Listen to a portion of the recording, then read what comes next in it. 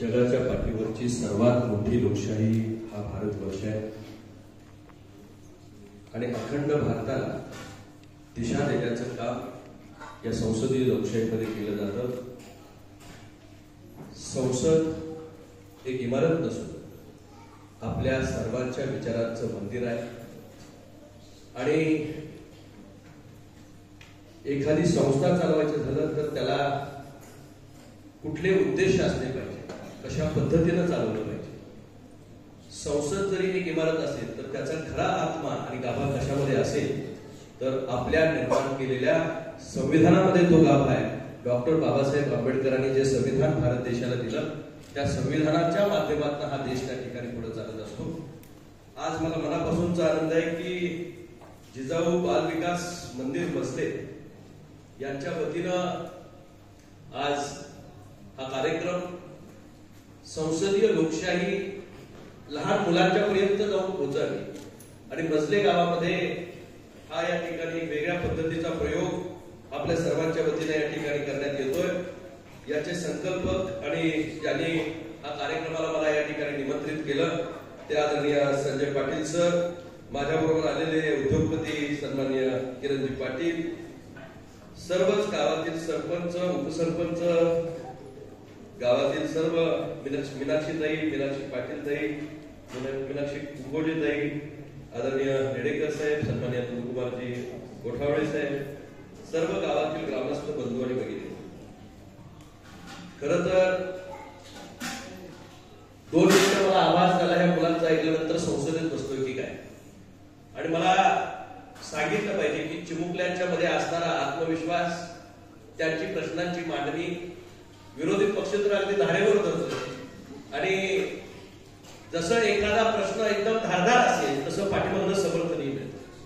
तितकी समर्पक उत्तरं सत्ताधारी पक्षाकडनं देण्याचं मंत्रिमंडळ काम करतंय आणि समर्थ हे समर्थपणे सभापती पदाची भूमिका त्या ठिकाणी सांभाळत आहे। खऱ्या अर्थानं पंतप्रधान महिला, विरोधी पक्ष महिला नेता आज याच्यामध्ये आहे। नावं वेगवेगळी आहेत पण लोकशाहीचे खरे प्रश्न तुम्ही त्या ठिकाणी जाणताय। या निमित्तानं मॉकच्या निमित्तानं का असेना आपल्या डोळ्याखालनं आणि देशाची परिस्थिती आणि धोरणं या निमित्तानं या ठिकाणी पुढे जाते।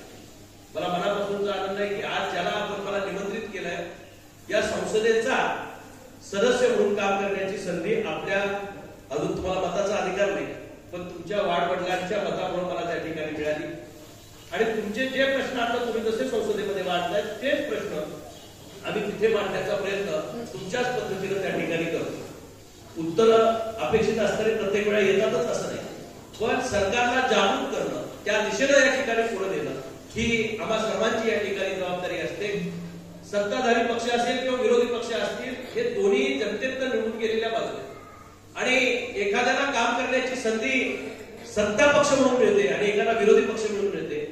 सत्ता पक्ष जरी निर्णय घेत असेल तर जनतेत असणाऱ्या उणीवा समर्थपणे मांडण्याची जबाबदारी ही विरोधी पक्षाची त्या ठिकाणी असते आणि मला आज मसले गावामध्ये सत्ताधारी पक्ष आणि विरोधी पक्ष दोन्हीही अतिशय सक्षमपणे एकमेकाच्या भूमिकेचे या ठिकाणी काम करतात।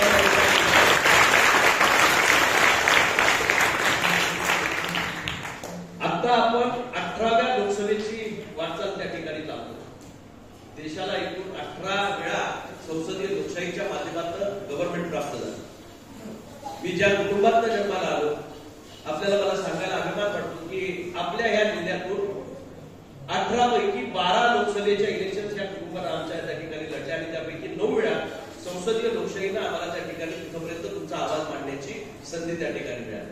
ज्यावेळी आपण एखाद्या जबाबदारीमधनं या ठिकाणी पुढे जातो त्यावेळी उणीवा ज्या आहेत समाजातल्या, हे जे आता आपण या ठिकाणी मांडत होता कुठल्या एका स्पेसिफिक गावाबद्दल नव्हतं, एखाद्या जिल्ह्याबद्दल नव्हतं, राष्ट्रीय धोरण त्या ठिकाणी तुम्ही एका विषयाचं त्या ठिकाणी ठरवता।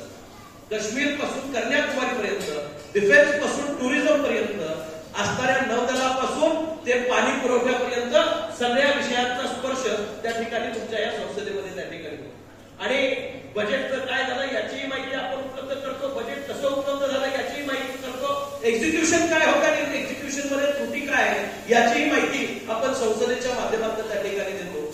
आता जो तुमचा पहिला प्रश्नकाळ सुरू आहे याच्यानंतर औचित्याचे प्रश्न त्या ठिकाणी मांडले जातात. त्याला 545 खासदारांच्या मध्ये लॉटरी सिस्टीमने नावं काढली जातात आणि प्रत्येक खासदाराला निव्वळ 2 मिनिटं त्या ठिकाणी बोलण्याची संधी मिळते. मग त्यामध्ये आपण आपल्या कॉन्स्टिट्यूशनच्या अनुषंगानं जे आपले मतदारसंघाचे प्रश्न आहेत तेही त्या ठिकाणी मांडू शकतो. पण बेसिकली जे फॅब्रिक आहे ते फॅब्रिक देशाच्या पटलावरचे प्रश्न त्या ठिकाणी यावेत, प्रत्येक सेगमेंटला केटर करणारे प्रश्न तिथे यावेत आणि त्याची समर्पक उत्तर आणि त्या पद्धतीचं नियोजन सरकारनं त्या ठिकाणी करावं. जे सरकारनं संकल्प सोडले ते शेवटच्या घटकापर्यंत नेण्यासाठी म्हणून या सर्व आयुधांचा वापर या ठिकाणी लोकशाहीमध्ये त्या ठिकाणी केला जातो. मला मनापासूनचा आनंद आहे की आज मजलेगावच्या सरपंच सुद्धा इथे या ठिकाणी उपस्थित आहेत आणि खासदार सुद्धा उपस्थित आहेत. पहिल्या पायरीपासून सर्वोच्च पायरीपर्यंतची सगळी मंडळी आज तुमच्या सभागृहामध्ये मुलांचं ऐकण्यासाठी या ठिकाणी उपलब्ध आहे. ज्यावेळी तुम्ही यातनं पुढे जाल, मी स्वतः ग्रामपंचायतीचा सदस्य होतो, जिल्हा परिषदेचा सदस्य होतो आणि तदनंतर खासदार झालो. आज तुम्ही लोकशाहीची ड्रिल तयार केली आणि त्याबद्दल लोकशाहीमध्ये आपले नेते काय बोलतात आणि काय बोललं पाहिजे. खरंच मी आपल्याला या ठिकाणी जिजाऊच्या नावानं आपण चालू केलेली ही संस्था 2005 साली 8 साली या ठिकाणी त्याची आपण पाया रचला. पण मी मुद्दाम या ठिकाणी सांगेन की आमच्या सुद्धा डोळ्यामध्ये प्रकाश टाकतील असे प्रश्न या ठिकाणी या मुलांचे आहेत.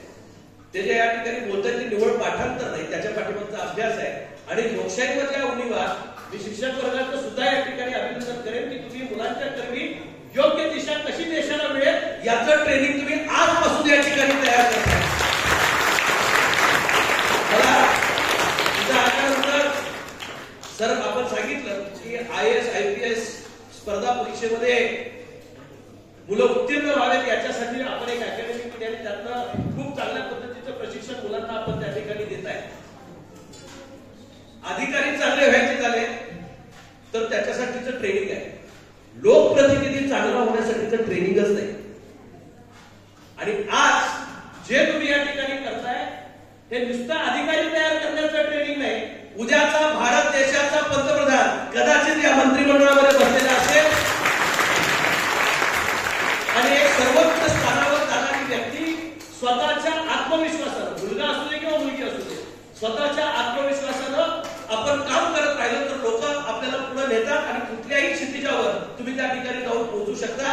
आज खऱ्या अर्थानं मला मनापासूनचा आनंद आहे की मजले गावामध्ये इतक्या सुंदर पद्धतीनं अशा पद्धतीचा लोकशाहीचा उत्सव साजरा केला जातोय आणि त्या उत्सवामध्ये आपला प्रतिनिधी म्हणून मला या ठिकाणी आपण बोलवलं, जो मान सन्मान दिला. खरं तर मला तुमचं सगळं डिबेट ऐकायचंय. एकदा आज तुम्ही दिला असेल मुलांना प्रोग्राम की या विषयावर प्रत्येकाला बोलायचंय. ज्यांचे प्रश्न त्यांनी तयार केले का तुम्ही केले? माझी अशी अपेक्षा आहे की परत मॉकड्रिल घ्या. त्यांचे त्यांना प्रश्न तयार करायला, त्यांना लोकशाही समजू द्या, डिपार्टमेंट समजू द्या, त्यातल्या उणीवा समजू द्या. उत्तर देत असताना सुद्धा तुम्हाला सुद्धा ते डिपार्टमेंट या ठिकाणी थोडंसं माहिती घेतलं की लक्षात येईल की काय मर्यादा आहेत आणि काय मर्यादेमध्ये विरोधी पक्ष बाबतीत त्या सगळ्या गोष्टी आपल्याला मांडल्या पाहिजेत. ज्यावेळी ते स्पॉन्टेनियस होईल, मी जिल्हा परिषदेचा उपाध्यक्ष होतो त्यावेळी अशा पद्धतीचा सभागृह मी जिल्हा परिषदेचं तिथल्या जिल्ह्यातल्या काम करणाऱ्या सर्व मुला मुलींसाठी उपलब्ध करून दिलं होतं आणि 1 दिवसाचा जिल्हा परिषद अध्यक्ष झाला होता. 1 दिवसाचा जिल्हा परिषद उपाध्यक्ष, सर्व समित्यांचे सभापती हे सर्वजण त्या ठिकाणी झाले होते. आज 1 दिवसाची पंतप्रधान ही आहे ना, 1 दिवसाची. आणि माने विरोधी पक्ष नेते, तू आहे ना विरोधी पक्ष नेता, कोण आहे? तू आहे, उभा राहा. एक पंतप्रधान आहे, एक विरोधी पक्ष नेता आहे. हे सर्वजण विरोधी पक्षाचे या ठिकाणी सदस्य म्हणून काम करतात.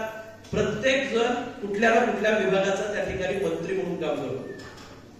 त्या मुलांची उंची बघितली तर मला वाटतं ही इतकी प्रभावी बोलत असताना सर मी स्वतः अचंबित झालो. एवढ्या लहान वयामध्ये त्यांनी भाषेवरचं प्रभुत्व ज्या पद्धतीनं एखादा मंत्री सुद्धा मांडू शकणार नाही इतकी व्यवस्था या दोघांच्या आणि भारताचं भविष्य विरोधी पक्षाचं सुद्धा आणि पंतप्रधान महोदय तुमचं सुद्धा समर्थ हातामध्ये या ठिकाणी आहे. निश्चितच भारत समर्थ हातामध्ये या ठिकाणी पुढे जातोय.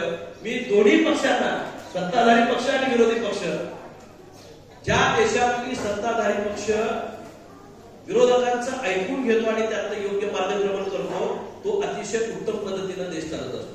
जितका महत्वाचा सत्ताधारी पक्ष आहे तितकाच महत्वाचा विरोधी पक्ष आहे. कारण उणिवा संभाळण्याचा काम विरोधी पक्ष करतोय. घेत असताना ते पॉझिटिव्हली घेणारा जर या ठिकाणी सत्ताधारी पक्ष असेल तर योग्य पद्धतीचं नियोजन देशाचं त्या ठिकाणी लागतं. मी आमच्या पंतप्रधान मोरेताई आणि विरोधी पक्ष नेत्या मानेताई या दोघांचंही अभिनंदन करेन की तुमचा जो दोघांचा कारभार आहे, विरोधी पक्ष नेत्याचा आणि सत्ताधारी पक्षाचा, या दोघांनी अतिशय उत्तम अशा पद्धतीचं या ठिकाणी नियोजन मंत्रिमंडळाचं आणि विरोधी पक्षाचं लागलंय. सिंगोल तुमचा पाठीमागे नाहीये, सिंगोलचा उल्लेख या ठिकाणी मॅडमनी त्या ठिकाणी केला. मी कर्मधर्म संयोगानं ट्रान्झिशन पिरियड मध्ये लोकप्रतिनिधी म्हणजे कोणत्या संसदीय लोकशाहीचं या ठिकाणी मगाशी म्हटलं की भारतातल्या लोकांनी बांधलेली दोन्ही संसद, आता जुन्या संसदेला संविधान भवन म्हटलं जातं आणि नवीन संसदेला आता नवीन संसदेचं प्राप्त या ठिकाणी नवीन जी बिल्डिंग बांधली, पण दोन्ही संसदा ह्या भारतीय लोकांनी स्वतःच्या हाताने, इंग्रजांनी काही दगडधोंडे उचलले होते, आपल्या पूर्वजांनी त्यामध्ये रक्त सांडलं, आपल्या पूर्वजांनी त्यामध्ये घाम गाळला आणि त्यांनी त्या ठिकाणी ती जुनी संसद सुद्धा त्या ठिकाणी उभी केली. ज्या संसदेमध्ये at the stroke of midnight म्हणून भाषण झालं आणि भारताला संसद म्हणून या ठिकाणी काम करण्याची संधी, भारताच्या स्वातंत्र्याची घोषणा त्या ठिकाणी झाली. संविधान आपल्याला त्या ठिकाणी अर्पण करण्यात आलं. भारतीय संविधानाच्या प्रमाणे जे आर्टिकल्स दिले गेले त्या आर्टिकल्स प्रमाणे देश कसा चालावा याच्या गाईडलाईन्स आपल्याला त्या ठिकाणी देण्यात आल्या. ज्यावेळी भारत स्वतंत्र झाला त्यावेळी इंग्रज म्हणत होते की हा देश चालणार नाही, हा अनेक प्रांतांमध्ये विभागलेला, भाषांमध्ये विभागलेला, अनेक या ठिकाणी असणाऱ्या वादांमध्ये अडकलेला हा देश आहे. हा खऱ्या अर्थानं हिंदुस्थान म्हणून पुढे जात असताना भारत देश कशाच पुढे नाही, ही लोकशाही त्याच्यात कशी पचनी पडणार नाही. पण एका महामानवानं दिलेल्या संविधानानं आपल्या देशाला इतका प्रगल्भ करून ठेवलं की आज जगाच्या पाठीवरची चौथी मोठी अर्थसत्ता हा भारत देश आहे आणि या भारताकडे आज संपूर्ण जग आनंदाने अपेक्षेनं त्या ठिकाणी पाहतं. तुम्ही ज्यावेळी मोठे व्हाल आणि लोकशाहीचे स्तंभ व्हाल, ज्यावेळी एक सशक्त भारत या ठिकाणी आपल्याला बघायला मिळेल. आणि तो बघत असताना मला एवढीच अपेक्षा आहे की रिस्पॉन्सिबल सिटीजन्स व्हा. प्रत्येकाला होत असताना प्रत्येकजण लोकप्रतिनिधी अधिकारी होणार आहे असं मला माहित नाही, पण प्रत्येकजण होत असताना चांगला भारतीय नागरिक व्हायला शिकलं पाहिजे. आपल्यातल्या मूल्यांना जागा केलं पाहिजे. भारतीय लोकशाही अशीच झालेली नाही. त्या ट्रान्झिशन मधून आपले पूर्वज गेले, त्यांनी फार मोठा त्याग या देशासाठी केला, प्राणांची आहुती दिली. त्यावेळी आपल्याला हे स्वातंत्र्य मिळालंय आणि निश्चितच या स्वातंत्र्याला जपण्याची आणि वाढवण्याची, या देशाचा लौकिक वाढवण्याची जबाबदारी उद्या तुमच्या खांद्यावर या ठिकाणी येणार आहे. सर, मी ज्यावेळी निवडून आलो त्यावेळी जुन्या संसदेचा मागच्या टर्मला सदस्य होतो आणि नवीन संसदेमध्ये पदार्पण करत होतो. एक ट्रान्झिशन पिरियड असतो, सगळ्याचं जुन्याचं नवं असं या ठिकाणी ज्यावेळी होत असतं त्यावेळी लोकशाही आपली कात बदलत होती आणि नवीन लोकशाहीच्या मंदिरामध्ये आम्ही त्या ठिकाणी जात होतो. मला मनापासूनचा आनंद आहे की मी लोकशाहीच्या या दोन्ही टप्प्यांमध्ये जुन्या सदस्य होतो आणि नवीन संसदेत सुद्धा मी सदस्य आहे. काहीच लोकांना ते भाग्य लावलं. आता जी नवीन टर्मला लोक निवडून आले त्यांनी जुन्या संसदेचं कामकाजच पाहिजे, जे पहिल्यांदा निवडून आले. मी मागच्या टर्मला दोन्ही संसदेचा या ठिकाणी अनुभव घेतला. इथं पंतप्रधानांचे फोटो तुम्ही त्या ठिकाणी लावले. जिथं नेहरूजी बसत असतील, जिथं इंदिराजी बसत असतील, जिथं त्या काळामध्ये खऱ्या अर्थानं बाबासाहेब आंबेडकर साहेब बसत असतील, अटल बिहारी वाजपेयी साहेब बसत असतील आणि आज जिथं सन्माननीय नरेंद्र मोदी साहेब बसतायत, त्यांच्या बरोबरीनं या देशाचे प्रश्न सोडवण्यासाठी तुमचा प्रतिनिधी म्हणून बसण्याचा मान या लोकशाहीने मला त्या ठिकाणी दिला. लोकशाही पद्धतीने आपण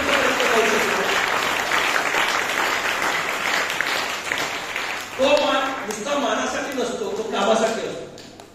ज्यावेळी एखाद्या गोष्टीची जबाबदारी मिळते त्या जबाबदारीचं सोनं करावं लागतं. कारण तुम्ही ज्यावेळी या ठिकाणी एखाद्या पदावर जाता, त्या पंतप्रधान असतील किंवा या विरोधी पक्ष नेते असतील, या दोघींनीही जनतेच्या प्रती आपण सर्वजण बांधील आहोत आणि जनता हे सर्वोच्च या ठिकाणी ताकद या देशाची आहे. जनता, पूर्वी एक डायलॉग होता पिक्चर मध्ये, राजा का बेटा राजा नाही बनेगा, जो काबिल है वही बनेगा. आणि आपल्या देशामध्ये आता काबिलियतला महत्व आलंय. तुम्ही किती काबिल आहात, कोणाच्या पोटी जन्माला आला हे महत्वाचं नाही, कोणाच्या घरामध्ये जन्माला आला हे महत्वाचं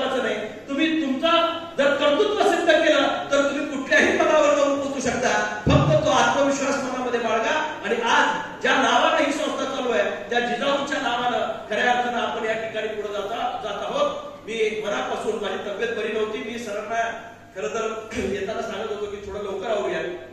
मी सभापती महोदयांची परवानगी घेऊन, कारण तुमचं संसदीय कामकाज थांबवलंय थोडस मध्ये. पण खरंच बाळा, तुमच्याकडे पाहिल्यानंतर माझ्याही मनामध्ये ऊर्जा आली. इथं असणाऱ्या साडीमध्ये बसलेल्या मुली असतील किंवा जॅकेटमध्ये असणारी मुलं असतील, आज भारतीय लोकशाहीला चांगले दिवस येत आहेत, कारण चांगली लोक त्यामध्ये आली पाहिजेत. चांगले अधिकारी जसे महत्वाचे आहेत तसे चांगले लोकप्रतिनिधी महत्वाचे आहेत. आणि मला मुद्दाम सांगितलं पाहिजे, प्रत्येकानं आपलं काम, शेतकऱ्यानं आपलं काम व्यवस्थित केलं, उद्योजकांनी आपलं काम व्यवस्थित केलं आणि देशाप्रती जे आपण दायित्व लागतो ते व्यवस्थित देत गेलो तर निश्चितपणे राष्ट्र घडण्यामध्ये आपल्या सर्वांचं योगदान त्या ठिकाणी होणार आहे. आणि त्यामध्ये पुढच्या पिढीला संबोधित करण्याची संधी आदरणीय पाटील सरांनी मला या ठिकाणी दिली. मी पाटील सरांचे ऋण व्यक्त करत असताना एवढं सांगेन की माने साहेबांच्या संस्थेमध्ये आपण या ठिकाणी उत्तीर्ण झाला आणि आज आपण स्वतः संस्था चालक म्हणून या ठिकाणी काम करत आहे. माझ्यासारख्या कार्यकर्त्याला मनापासूनचा आनंद आहे की पहिल्या बॅचचे आमचे विद्यार्थी आज स्वतः एक संकुलाचे या ठिकाणी प्रोप्रायटर झाले आणि त्यांनी पुढे कार्यपद्धती चालू केली. त्यांनी चालवलंच नाही तर जे बाळासाहेब माने साहेबांना अभिप्रेत होते त्या पद्धतीची प्रणाली आपण या संस्थेमध्ये या ठिकाणी निर्माण केले. आणि सामान्यातल्या सामान्य मुलाला भविष्याचा वेग घेण्यासाठी, त्याच्या पंखांमध्ये बळ तयार करण्यासाठी आपण जे प्लॅटफॉर्म तयार करून दिलाय त्याला सलाम करण्याचा योग मला या ठिकाणी आला. खासदार म्हणून नव्हे तर बाळासाहेब मानेंचा नातू म्हणून तुमची भेट घेणं आजचा एक आनंदाचा क्षण आहे. माने साहेबांनी त्यांच्या संस्थेमध्ये त्या ठिकाणी तयार केली, त्यांनी इतकं मोठं काम या ठिकाणी उभं केलेलं आहे. किरण, मनापासून आभार की तुम्ही या कार्यक्रमाला मला या ठिकाणी बोलवलं. आता माझं भाषण मी आवडतं घेतो, कारण संसदीय कामकाजाला फार वेळ मिळत नाही आणि तुमची भाषणं फार महत्वाची आहे. जे खाली बसलेले आहेत, मगाशी कुणी दोरीवर चढलं होतं आणि सल्यूट करत होतं, कुणी एकमेकाच्या खांद्यावर चढलं होतं आणि शेवटचा जो होता तो सल्यूट करत होता. दोरी अंतराळी होती, तुम्ही चढत होता, शेवटच्या टप्प्यावर जाऊन पोहोचत होता, स्वतःच्या हातामध्ये बळ होतं म्हणून त्या शेवटच्या टप्प्यावर गेला. पण जो खांद्यावर चढला होता त्या खांद्यावर चढणाऱ्याला सगळ्यात मोठं बळ कुणाचं होतं, तो खाली उभारला होता त्याच्या पायामध्ये बळ होतं म्हणून तो शिखरावर त्या ठिकाणी दिसत होता. भारतीय लोकशाही त्याचा कळस जरी ही संसद दिसत असेल तर त्याचा खरा पाया ही जनता आहे. तुम्हीच खऱ्या अर्थानं त्याला घट्ट आणि सक्षम बनवायचं आहे. वर करणारा सलाम एक चेहरा दिसत असेल तर त्याचा खरा पाया वर दिसणाऱ्यांच्याकडे फार तो माणूस बदलू शकतो, त्याला बदलण्याची ताकद तुमच्यामध्ये असते. मग विरोधी पक्ष नेता कोण असावा आणि पंतप्रधान कोण असावा ही भारतातली जनता ठरवते. आणि या जनतेच्या हातात असणारं हे सरकार खऱ्या अर्थानं जगाच्या पाठीवरचं सर्वात मोठ्या लोकशाहीमध्ये आपण आज रूपांतरित झालोय. त्याचे पुढचे अन्वय तुम्ही सर्वजण होणार. मनापासून आजच्या कार्यक्रमाच्या शुभेच्छा देऊन मी आपली परवानगी घेतो. जय हिंद, जय भारत.